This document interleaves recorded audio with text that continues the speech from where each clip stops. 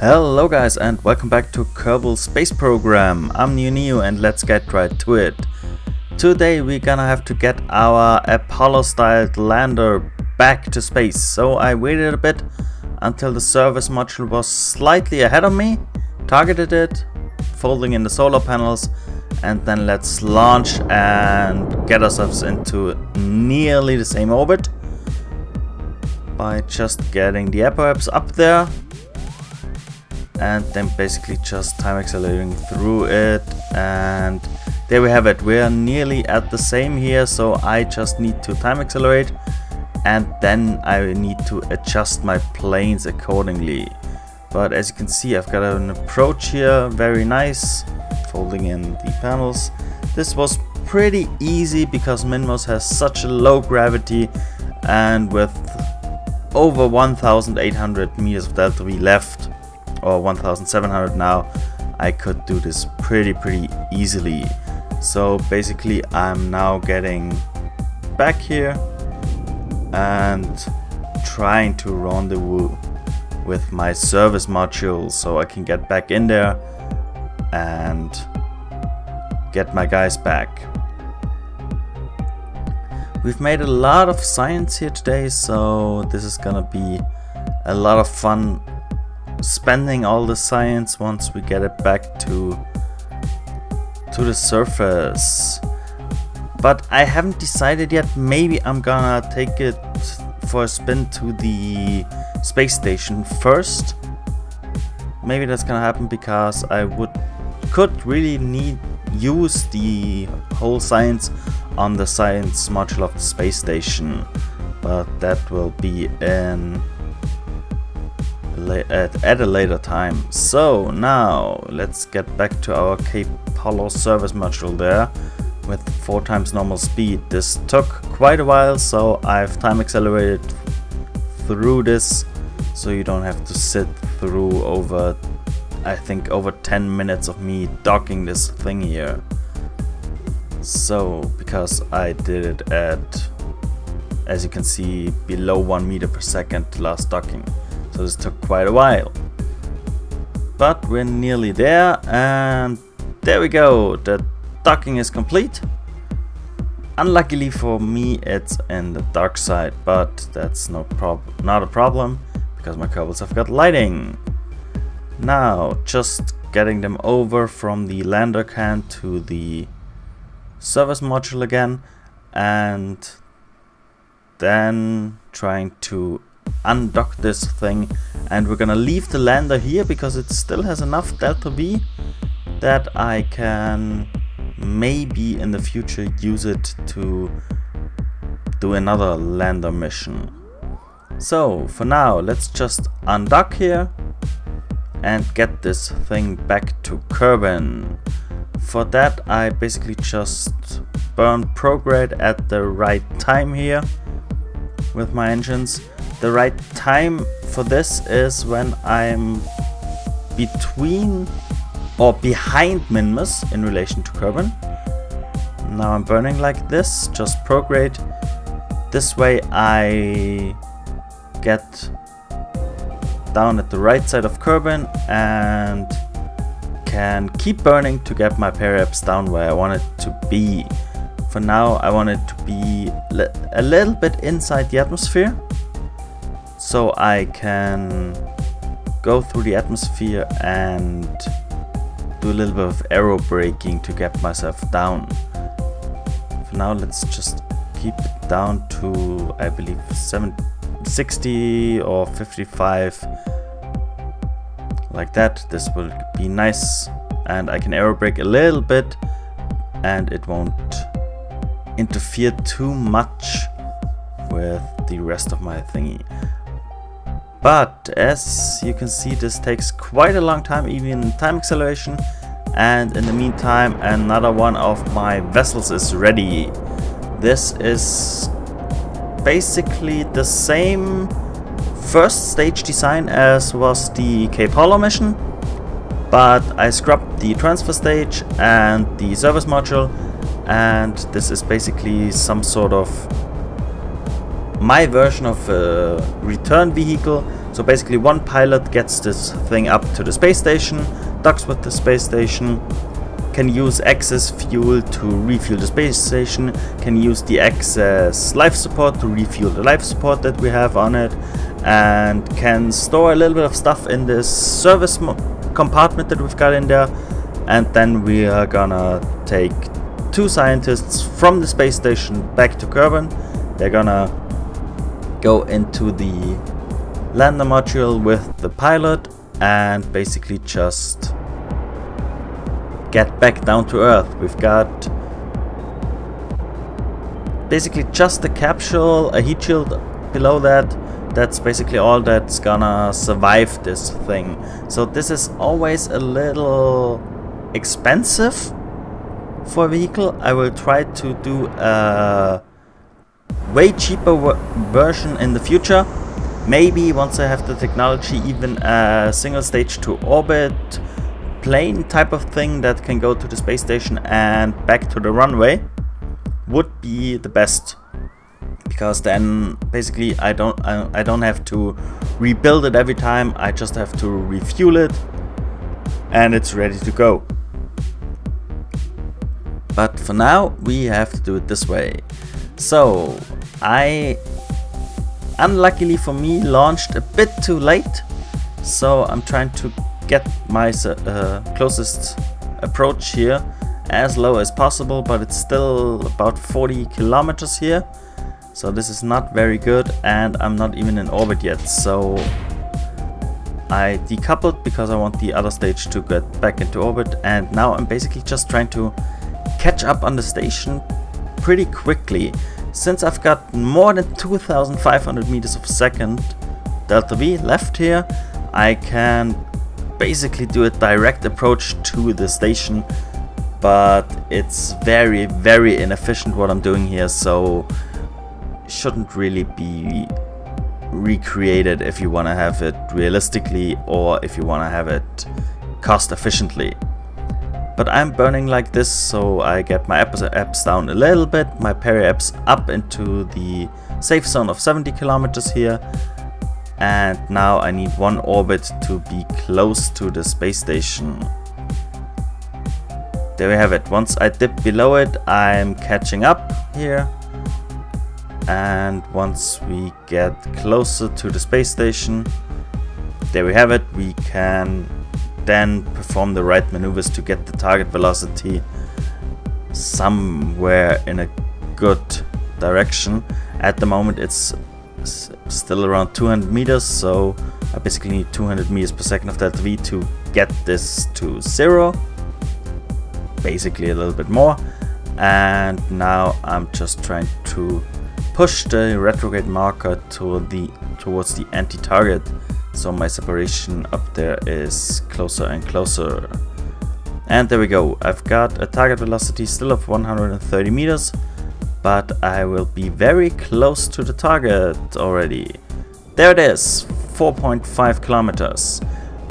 This is all again in time acceleration, because in my other video, the how to rendezvous and dock in low Kerbin orbit, I've already shown you how to do this right. The burning on the pushing prograde vector, or pulling the pushing the retrograde vector, or pulling the prograde vector always to you and from you. So here I'm just trying to dock as fast as possible. That's why at 1 kilometer I'm still at 7 meters per second. So this normally would be way too fast in real life, but in Kerbal Space Program, with a module that is not so, let's say, not so heavy and has got enough RCS, you can basically pull this off. So I'm at the moment trying to keep the target velocity at a good thing, and with the docking alignment indicator I'm just trying to push the green X towards the middle by using my RCS here to do this. Okay, now I'm below 4 meters. I'm trying to slow down a little bit as I want to be in the right orientation before the last approach, and I'm already at 300 meters target difference. And for me here it started to lag a little bit, because as of right now with this version of KSP, this was before the 64-bit was working and before the performance upgrade. I haven't been able to convert all my mods to the 105 version yet. So even with this, I would say small, I would say small station, but it's got quite a lot of parts. Even with this semi-small thing here, I still have a little bit of a lag, so I don't know how much I can upgrade each of these things. So in the future I will try to keep my designs to a low part count, and hopefully I will still be able to make some nice missions and maybe even be able to convert the save game to a 105. Then we could go all out